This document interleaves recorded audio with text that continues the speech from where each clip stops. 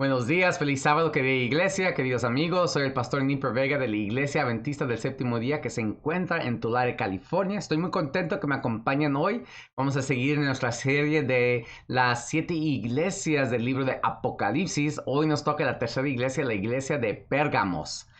Les invito a que tengamos una palabra de oración para comenzar. Padre Celestial, gracias por este lindo día de vida que nos das. Gracias por todas tus bendiciones, por las maneras que nos cuidas, Señor.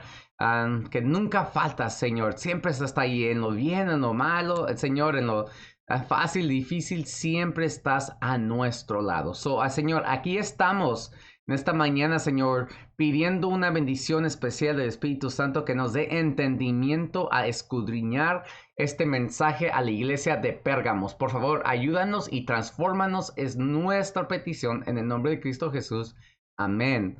Ok, hermanos, vamos a entrar en el tema de hoy que se titula La iglesia comprometedora. La iglesia de Pérgamos. Vamos a comenzar aquí con esta historia. Había un equipo de exploradores que decidieron irse en una línea directa a hacer una jornada de una línea directa de Washington DC a Sacramento, California. Y ellos estaban listos, sabían que iba a tomar meses, tenían las provisiones, su comida, sabían dónde iban a parar para llegar allí. Y tenían a su compass, su burbuja, ¿verdad? Así creo que se dice así. Y entonces ellos decidieron irse y comenzaron, oraron y comenzaron y se fueron adelante a su jornada. Brújula, así se llama, ¿verdad? Su brújula. Y con su brújula se fueron y pasaron allí el estado de West Virginia, Ohio, Indiana, Illinois, y siguieron yendo, pero se hicieron una pregunta: hey, ¿por qué nos estamos yendo para al norte de Oklahoma? No te preocupes, decía el equipo. No, ya, estamos bien, no se preocupen, a lo mejor el mapa no está correcto, pero si nosotros seguimos la brújula nos va a llevar exactamente para allá. A lo mejor este mapa, la manera que lo diseñaron no está correcto, pero sigamos adelante. Y siguieron, y al final de su jornada, al final de su trayectoria, no llegaron no llegaron a Sacramento ni a California, se terminaron llegaron a Nogales, México. ¿Por qué? Porque la brújula estaba mal por un punto 0.01 grados. Uno a lo mejor no piensa que 0.0 grados va a ser una gran diferencia. A lo mejor no lo es cuando estás haciendo algo pequeño, pero cuando vas en una jornada de miles de kilómetros, 0.01 grados va a cambiar donde vas a terminar tu trayectoria. Y así es lo que estamos viendo en la iglesia de Pérgamos. La iglesia de Pérgamos comienza a aceptar prácticas y teologías que no se mirarían tan mal, pero poquito a poquito lo que aceptaron hizo una gran diferencia en la iglesia cristiana. Entonces, hoy a estudiar este tema vamos a mirar cómo Satanás cambió su ataque a la iglesia. En vez de atacarla por fuera, empezó a atacarla por dentro. Y Dios nos va a hablar a nosotros qué importante es nosotros seguir la palabra de Dios y no desviarnos para la izquierda o derecha o a ningún extremo, porque podemos cometer el mismo error que la iglesia de Pérgamos. Entremos. Acuérdense que cada iglesia de las 7 tiene una estructura de 6 partes en que el Señor habla a las iglesias. Aquí vamos a leer Apocalipsis 2, 12, 17 y nos dice lo siguiente. Y escribe al ángel de la iglesia en Pérgamo: el que tiene la espada aguda de 2 filos dice esto: yo sé dónde moras, donde está el trono de Satanás. Guardas fielmente mi nombre y no has negado mi fe, aun en los días de Antipas, mi testigo, mi siervo fiel, que fue muerto entre vosotros, donde mora Satanás.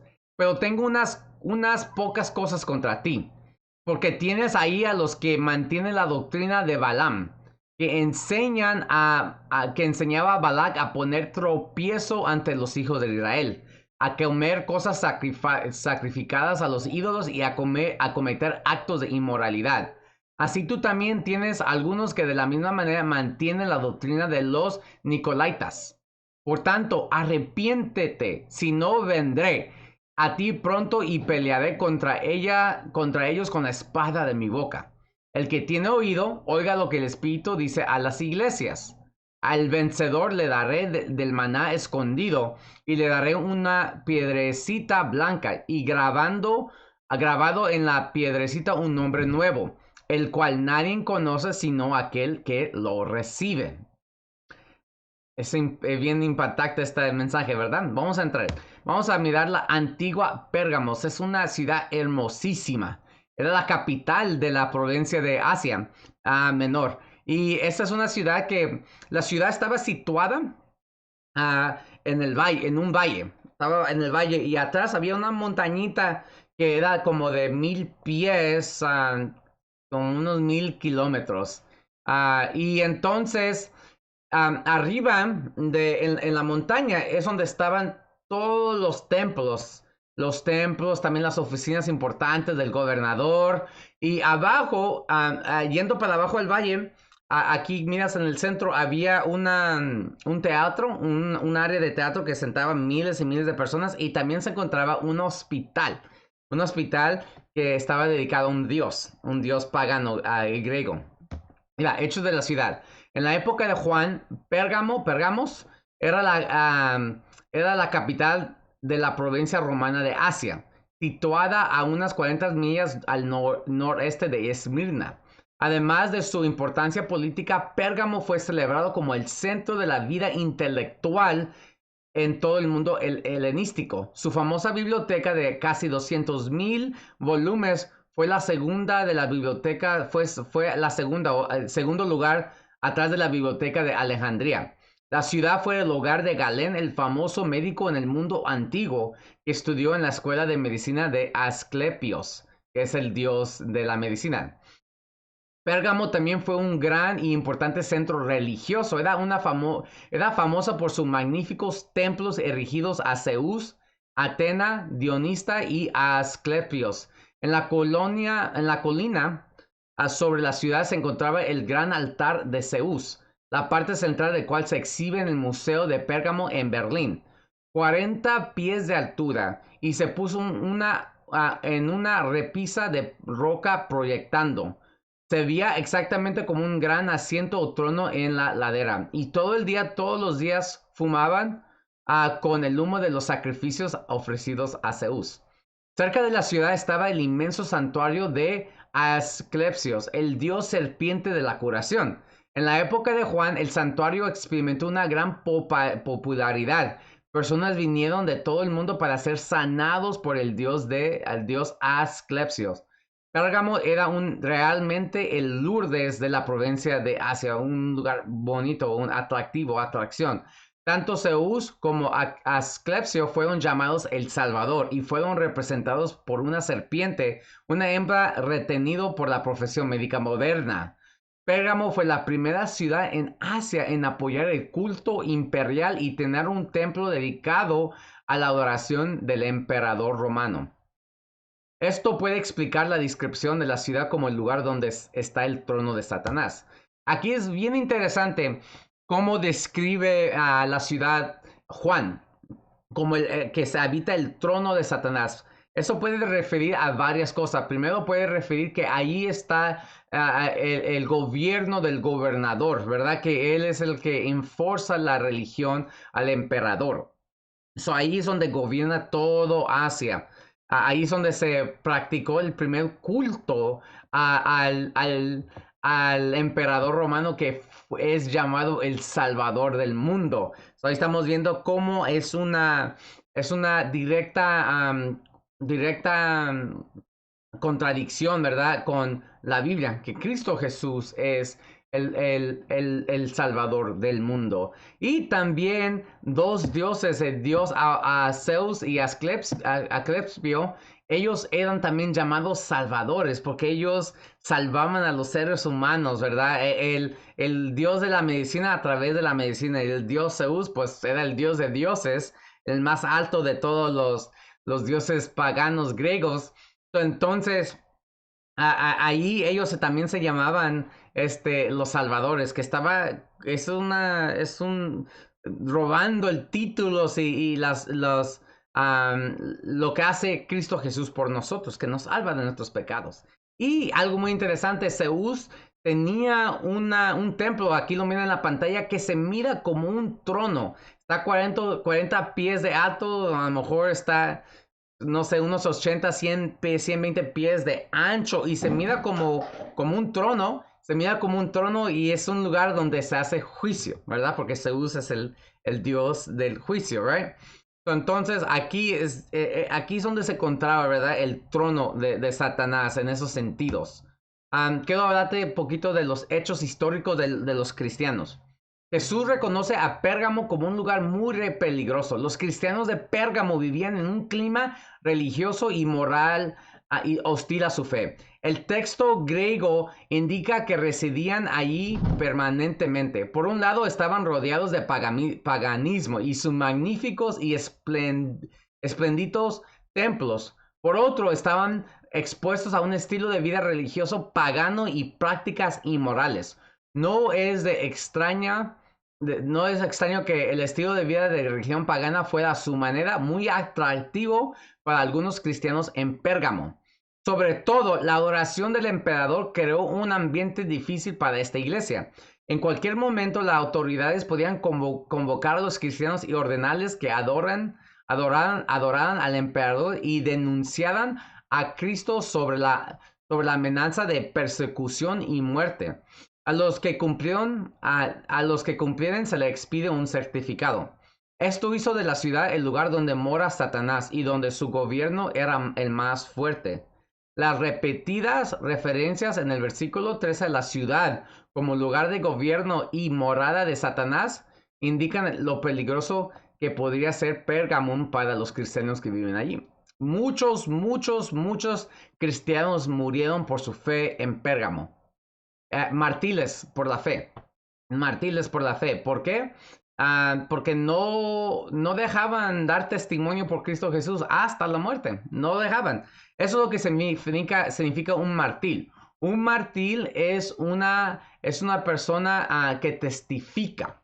Que testifica. Y el tipo de testificación que los martiles daban eran a la muerte.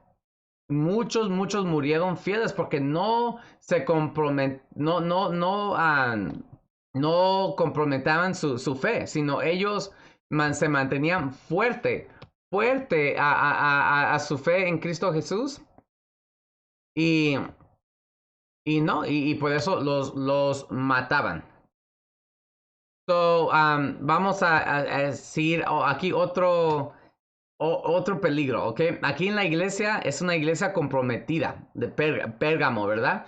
En esta iglesia habían diferentes pensamientos, empezaron a aceptar pensamientos erróneos, muchos basados en la Biblia. Como ejemplo, tenías los escritos de Pablo que decía, pues sabemos en 1 Corintios 8 que dice, sabemos que cualquier carne que se ha dado a ídolos no es nada. No es nada, eso si comen está bien, pero no comas de manera que haga a tu hermano débil caer. Entonces lo que pasaba ahí es la iglesia ahí empezó a decir, ¿sabes qué? Pues no es tan importante, ¿verdad? Eso, podemos comer a los ídolos y está bien, está bien. Empezaron a aceptar prácticas en que ellos mismos estaban comiendo carne ofrecida a los ídolos, pero en el contexto ahora religioso, en el contexto ahora que involucraba estar en los banquetes. So, empezaron a aceptar doctrinas incorrectas y luego ahí tenían a personas que seguían al diácono Nicolás, ¿verdad? Que era de los Nicolaitans y ellos aceptaban ideas que, oh, pues no está importante lo que haces con el cuerpo es malo y lo que importante es adentro, es ideas filosóficas griegas. Y poquito a poquito esta iglesia comenzó a aceptar cosas incorrectas. Esto, esta descripción de esta iglesia se cumple en el tiempo profético a 313 a 538 de la iglesia. Acuérdense que Satanás trató de destruir la iglesia por fuera. Decía Satanás que la Satanás se cansó porque los cristianos, ellos, acuérdense de esa frase, la sangre cristiana es mía. Porque Satanás trató de destruir por fuera y no lo pudo. No pudo ser exitoso. Entonces él quiso destruir por dentro.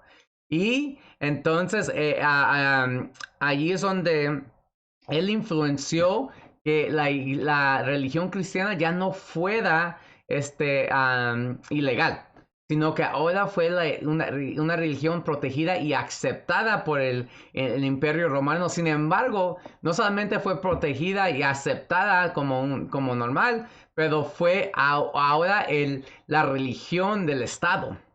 Acuérdense que entre el año 313 Constantino hace la ley cristiana legal. ¿Por qué? Porque él en un sueño en sus guerras en Europa miró que se abrió el cielo y miró una cruz en el cielo que le indicaba que iba a tener éxito en sus batallas. Al siguiente día, después de despertarse del cielo, él marcha todo su ejército a través de un río y son bautizados y se pintan cruces en sus escudos y pelean y ganan de una manera decisiva. Y entonces Constantino dijo, bueno, el Dios cristiano es mi Dios ahora. Y entonces él se hizo cristiano y toda esa gente se hizo cristiano. De la noche al día el imperio romano se hizo cristiano. ¿Qué pasó con eso? Que eso afectó las normas cristianas. Se mezclaron enseñanzas paganas con los principios bíblicos, relajaban sus normas para atraer a los no cristianos.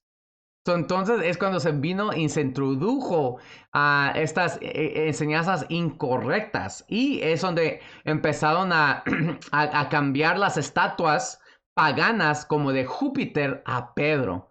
Ahora se cambiaron las estatuas y todos esos a ídolos. Era la misma religión, ahora con nombres a cristianos, eran ahora los santos.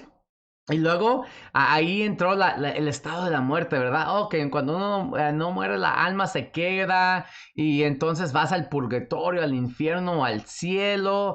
La filosofía griega completamente cambió la filosofía bíblica, los fundamentos bíblicos y aquí es donde hay tanto error que es tan equivocado. Miramos también cómo el sacerdocio fue reemplazado, ¿verdad? El sacerdocio de todos los creyentes fue reemplazado por una liturgia incorrecta, una liturgia basada solamente en unos pocos privilegiados, ¿verdad? Aquí miramos que a través de esta época fue donde cambió completamente la fe cristiana y también la iglesia comenzó a extinguir, a destruir a aquellos cristianos que no querían seguir este tipo de religión. Vamos a entrar en las aplicaciones personales, ¿verdad? Cristo Jesús se identifica en este pasaje como el que tiene la espada aguda de dos filos, dice esto. Cristo Jesús se identifica con las características que esta iglesia necesita más. Porque la espada de dos filos es la palabra de Dios. Mira lo que dice Hebreos 4:12.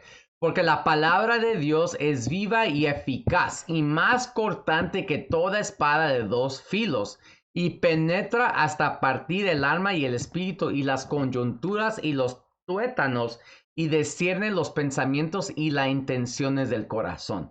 Mis hermanos, el primer punto práctico y personal para nosotros es que lo mismo que necesita la iglesia de Pérgamos es lo que nosotros necesitamos hoy. Necesitamos la palabra de Dios que es pura.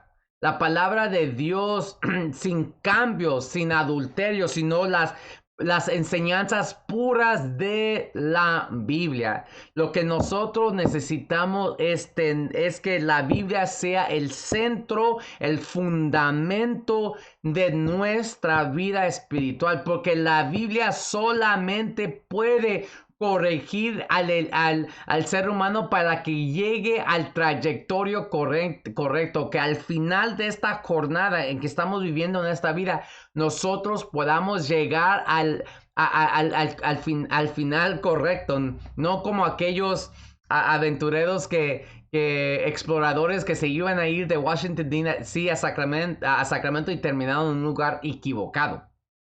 Nosotros debemos que aceptar la palabra de Dios porque la palabra de Dios puede entrar a nosotros, a estudiarla, fortificar nuestra fe con las promesas de la Biblia, ayudarnos a tener fe, a crecer, a cambiar nuestros hábitos. Es lo que nos enseña entre el bien y el mal. La palabra de Dios es lo que nos transforma a través del poder activo del Espíritu Santo, trabajando a través de las Sagradas Escrituras. Mis hermanos, lo que necesitamos hoy, nosotros personalmente y como iglesia, es la palabra de Dios. Porque la palabra de Dios nos ayuda y nos protege a no caernos a ambos lados de extremos. El segundo punto es aquí que debemos que tener cuidado contra los Nicolaitas y contra Balaam, con la doctrina de Balaam. Aquí esto nos está enseñando un extremo en la vida cristiana de Pérgamos. Nosotros, el punto número 2, no podemos caer en extremos. Estos dos nombres es muy interesante. Los Nicolaitas, ellos, como mencioné en el sermón de Éfeso, Nico significa conquistar, como Nike. Y Laitas es gente, los que conquistan la gente. Balaam también lo mismo. Balaam es pueblo, gente. Baal puede ser señor o puede tener cuando se usa como verbo es destrucción, destructor. Entonces, aquí estos dos nombres tienen algo en común, que son la gente que destruye o conquista el pueblo de Dios con sus enseñanzas. Si se recuerdan, Balaam, él fue contratado por el rey Balak para maldecir al pueblo de Israel, pero no lo pudo hacer. Él nomás podía hablar lo que Dios le daba. Y entonces Balaam terminó bendiciendo al pueblo de Dios. Pero entonces, para no perderse del dinero que Balak le ofrecía, los millones de dólares, él le aconsejó a Balak y dijo, ¿sabes qué?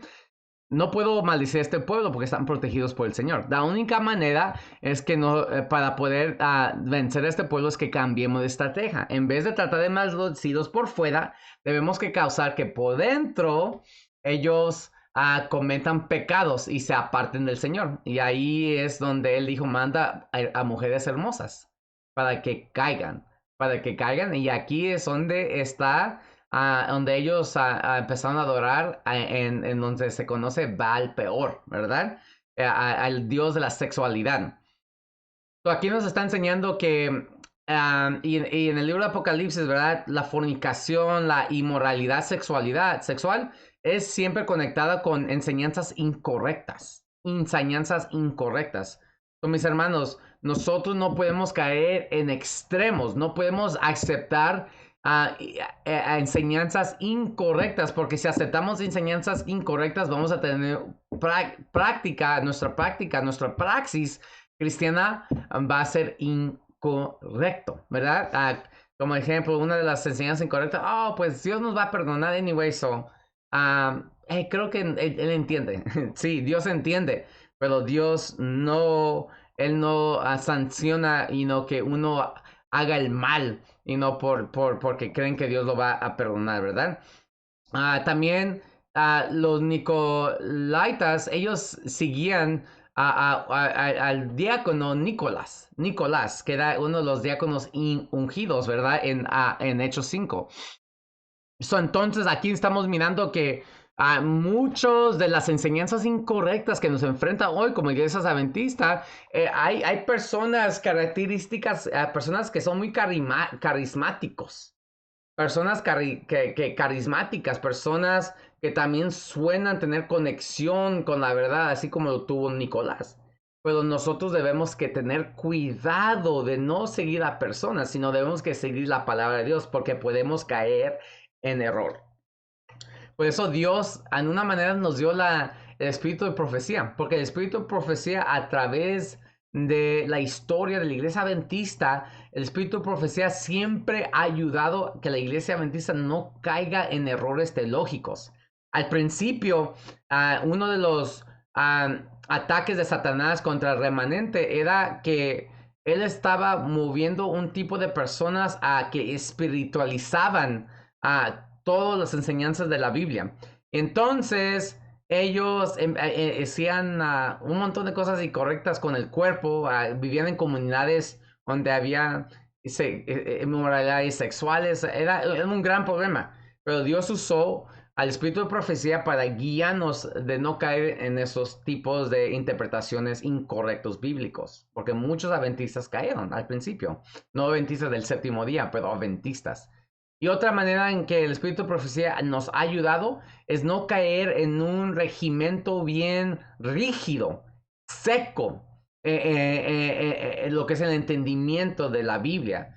La señora White escribió una vez que la iglesia está más seca que los montes de Gilboa, significando que la iglesia ha enfatizado mucho la ley de Dios, que es muy seco, muy rígido.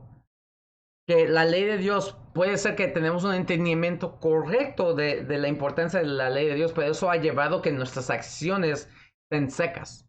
Mis hermanos, toda creencia, toda teología nos lleva a acciones.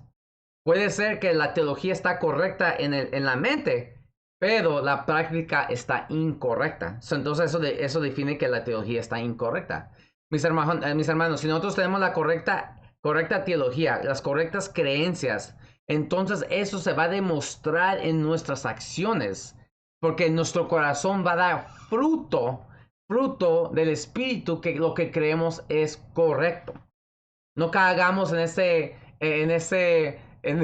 pensamiento que, esta es la verdad y debemos que seguir, pero como la manera que tratemos a las personas es incorrecta y es deshonra al Señor.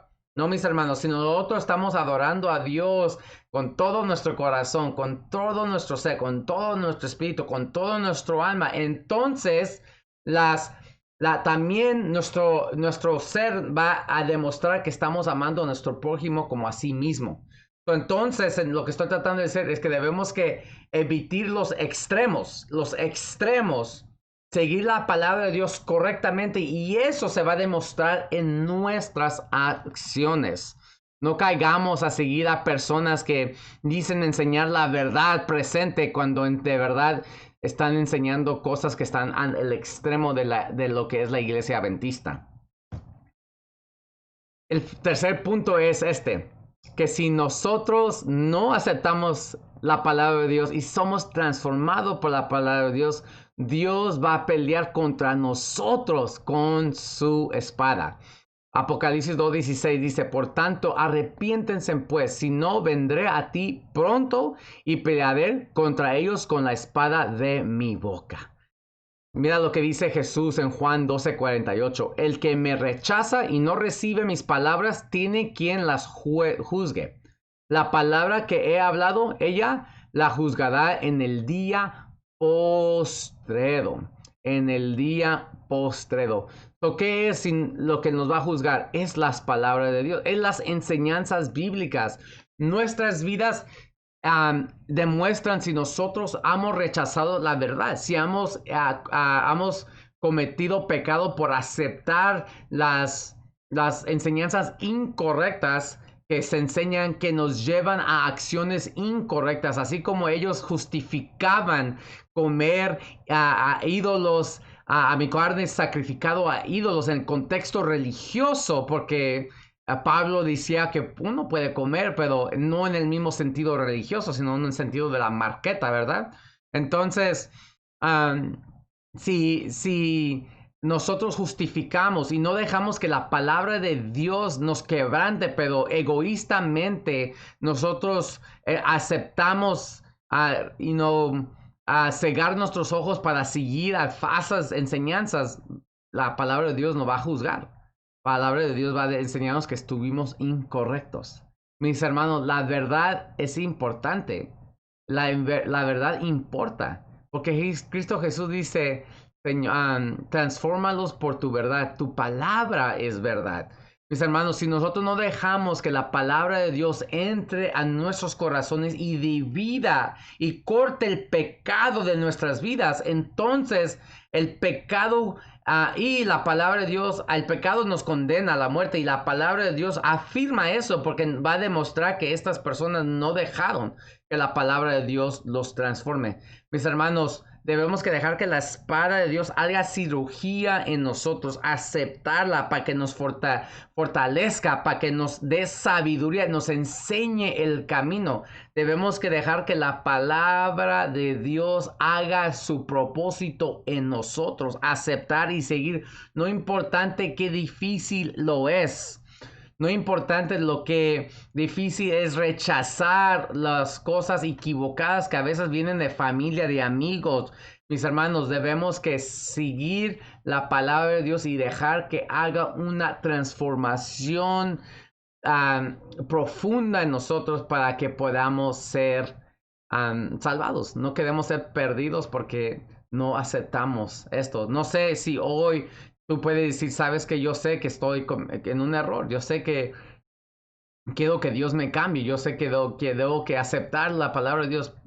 Dios te puede ayudar. Arrepiéntete. Deja que Dios te ayude. Mira, mis amigos. Jesús ofrece a los que vencen la maná. Maná escondida. Ofrece una piedrecita blanca con un nombre allí. La maná le está diciendo a los cristianos, miren, si ustedes pierden privilegios porque no pueden entrar en los banquetes de la ciudad, los banquetes de los ricos, de los paganos, porque no pueden comprar en los mercados porque ustedes han sido fieles a mí, no se preocupen, porque ustedes tienen un banquete celestial que se les ha sido preparado, donde van a comer comida de ángeles. Van a comer del maná de Dios. Si ustedes sufren, no se preocupen. Sigan fieles y permanezcan y sean vencedores porque ustedes recibirán del banquete que el mundo no puede recibir. Mis hermanos, Dios nos quiere dar de ese banquete. Quiere que tú comas del maná del cielo. Y también Dios nos quiere dar una piedrita, una tesera, que se llama así en el tiempo antiguo. Y esa piedrita nos dice dos cosas. Uno, se le daban a los ganadores de las Olimpiadas como una medalla de oro. Y esa piedrita tenía el nombre de ellos. Y esa piedrita le daba privilegios a estos atletas a entrar a diferentes áreas que solamente era para los VIPs. Los banquetes, las oficinas de los gobernadores. Como ellos habían ganado las Olimpiadas, eran los mejores de los mejores, tenían acceso a lugares que solamente eran para VIPs. Y también hay otra connotación de la piedra. A las piedras blancas se usaban en los juicios para declarar a una persona justo. Una piedra negra era lo que el jurado daba. Piedras negras daba el jurado para los que eran culpables. Pero a los que eran justos, se le ponían piedras blancas. De otra manera, Cristo Jesús está diciendo, miren, si ustedes aceptan mi palabra y son fieles, yo los voy a hacer justos con la justicia de Cristo Jesús y no van a tener nada que no van a ser condenados como aquellos que están aceptando las falsas enseñanzas. Y sin embargo, ustedes tendrán privilegios en el cielo. privilegios en el cielo, no los privilegios paganos de este mundo que son temporales, sino ustedes tendrán privilegios al cielo y tendrán el acceso al banquete celestial. Y finalmente, el nombre. Los nombres del libro de Apocalipsis tienen un gran significado. Hay varios lugares donde hay nombres asociados con los justos, con los santos del Señor. Apocalipsis 7 con los 144,000 y también Apocalipsis 14 con el remanente, que tienen el nombre de Dios en su frente. Jesús tiene el nombre de la palabra de Dios en su frente en Apocalipsis 21 o 19. Y luego hay otros que tienen un nombre incorrecto, como la ramera de Apocalipsis 17 tiene el nombre de abominaciones. Mis hermanos, en la Biblia nombres siempre tienen que ver con carácter. Nombres tienen que ver con lo que es una persona. ¿Se recuerdan Jacob? Jacob significa engañador. Él tuvo una experiencia con Dios, con Cristo Jesús, con el ángel de Jehová. Y estaba luchando con él. Y cuando se dio cuenta Jacob que él estaba luchando con Dios mismo, él dijo, no te dejaré ir hasta que me bendigas. No dejaré de ir tu palabra hasta que me bendigas.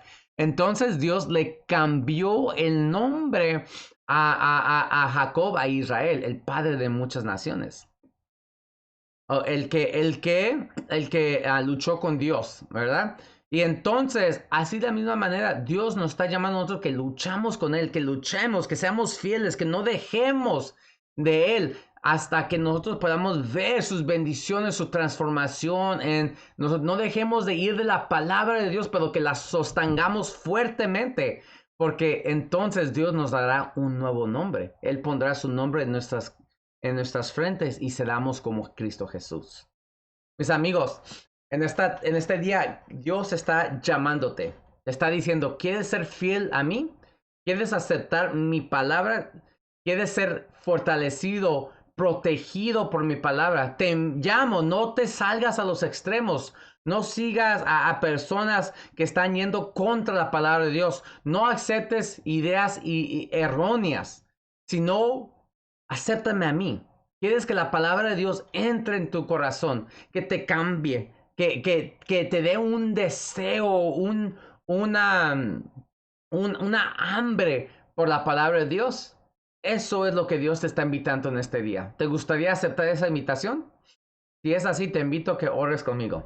Oh Padre Celestial, Señor, aquí estoy con tus hijos, escuchando esta palabra, Señor, esta enseñanza, Señor, y lo que nosotros queremos, Señor, es aceptar tu palabra, Señor. Queremos que la palabra de Dios entre en nuestros corazones, que nos separe de toda idea incorrecta, de toda teología equivocada, de toda práctica que no es bíblica, Señor. Por favor, transfórmanos, Señor, guíanos, enséñanos, danos sabiduría, Señor, y ayúdanos, Señor, a poder crecer, Señor, en las enseñanzas de nuestro Señor Cristo Jesús. Transfórmanos, Señor. No dejes que tengamos ninguna práctica incorrecta en nuestras vidas. No dejemos que nos seamos engañados por las enseñanzas falsas, Señor, que muchas veces están enraizadas en sentimientos egoístas, Señor, egoístas. Entonces, Señor, aquí estamos, aquí estoy con tus hijos. Pido que los bendigas y que los cuidas, Señor, y que estés con ellos. Te pedimos todo esto en el nombre de Cristo Jesús. Bueno, queridos amigos, estoy muy contentos que me acompañaron. No se vayan a perder el siguiente sermón que vamos a hablar en la cuarta iglesia, la iglesia de Thyatira. Y yo sé que el Señor nos va a bendecir bastante también. Bueno, amigos, que Dios los bendiga, que Dios los cuide y que el Dios siempre ilumine su cara sobre sus rostros. Tengan un feliz día, un feliz sábado. Dios los bendiga.